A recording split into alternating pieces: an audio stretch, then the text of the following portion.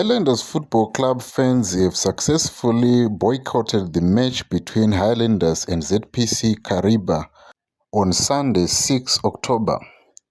Their protest is a grievance that they are giving to PSL, and their intention was to raise funds over the fine that was given to the club, and they want to make sure that the club can raise enough funds to pay the PSL, as they are also requesting for the match between Highlanders and Simba Bora match to be replayed, which was for Chibuku.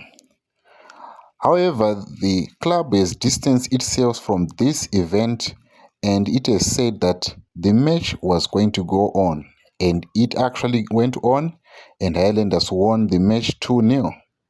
This is one of the first boycott protests by fans in Zimbabwe, which has successfully allowed fans to not attend a single match. This has not only happened in Zimbabwe. In 2016, at Anfield Stadium, 10,000 fans walked out of the stadium in protest over the ticket pricing. In 2013, in Brazil, people protested over the government priorities of building FIFA stadiums instead of prioritizing human settlement. What do you think of this protest by Boso fans and this success by the same? Do you think this is the step in the right direction? Do you think they deserve to be heard by PSL and ZIFA?